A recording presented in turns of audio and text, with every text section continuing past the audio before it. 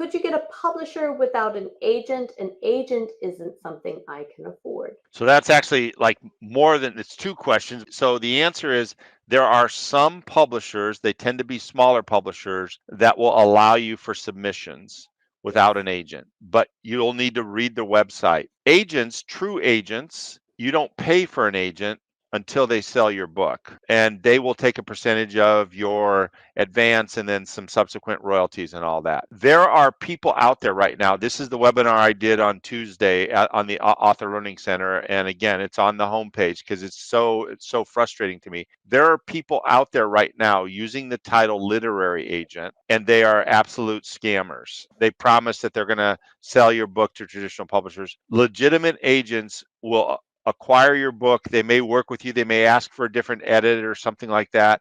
And then they will work to sell the book to a publisher. And the traditional publisher typically will provide an advance. They'll make some money off of that. And then they'll also make money off of subsequent royalties. So you Right. don't have to pay for an agent up front. And if they tell you that's what they're going to do, then I can almost assure you they're a scammer. I mean, the good agents, they know your worth, so they'll be very excited to take you on.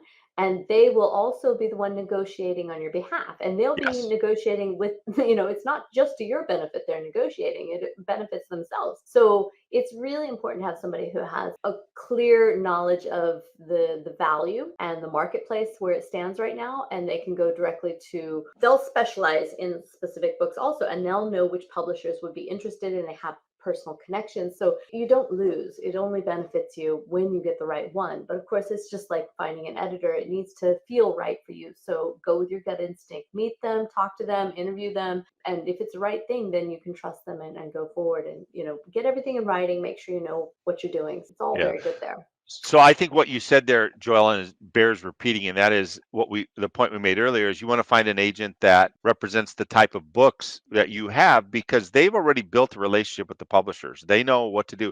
And I will tell you, it's the same thing in Hollywood. In Hollywood, if you have a faith-based story, you're not going to send it all over the place. And there are people out there that are scamming people saying we're going to put it in the database, all that.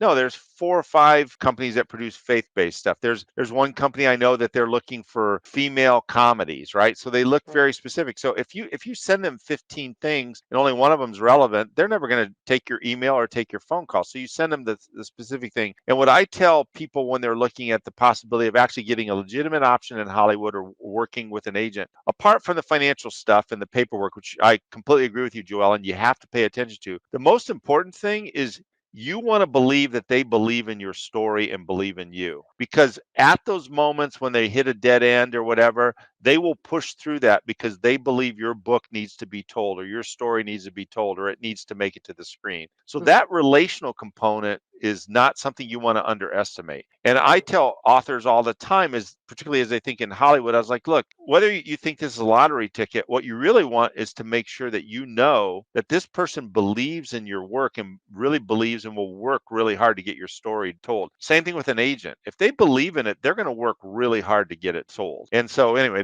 that's an important aspect. I appreciate you raising that because that relational Yeah. component is really important. It's so important.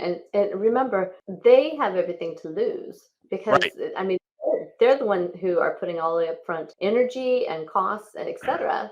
right, And if it doesn't sell, then right, they don't make any money. right, So right. really, truly, you do want to find an agent if you can who will do that for you.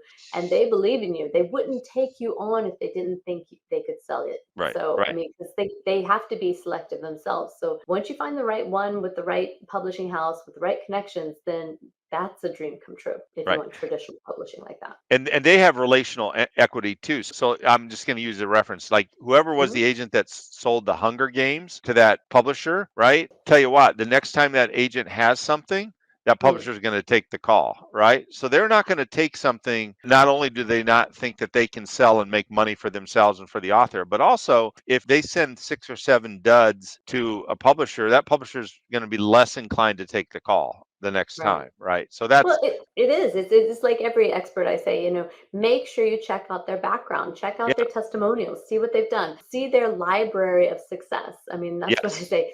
Go on and see how many people have actually published after working with this particular person. right, And that is a really, really important yeah, thing. And there are, after COVID, and well, it goes way back. I mean, once Amazon and we self-publishing, everything changed. But and the newest relevancy that's happening there is that with COVID, then everyone became a freelancer, and so now I'm a literary agent, or now I'm an editor, right, or now I'm a whatever, and I can do these things for you. yeah, Maybe they yeah, wrote a book, but that doesn't make them an editor. right, Maybe yeah, they got published, but that doesn't make them a publisher. yeah, There's a lot of things going on there. So look and either get their references or see the testimonials from people. Websites are very good because you can go on there and see, and they will talk about their successes. And fly by night freelancers, be careful, beware, yeah, because everyone will promise you the world, especially if you give them money. absolutely. So, Well put. yeah, exactly. Here, so let's see here. Can we repeat the reference book title? That's the Writers Marketplace you're talking about. Correct. Yeah, Writers Marketplace. I have a finished manuscript for a children's poetry anthology, but from the publishers that fit my book, they do not accept manuscripts without an agent. Any advice? Try and find an agent that represents those types of books. I mean, I mean, the that's it. majority of publishers are going to want an agent intervene, right? Because they're also going to trust that the agent has vetted the book and vetted the author,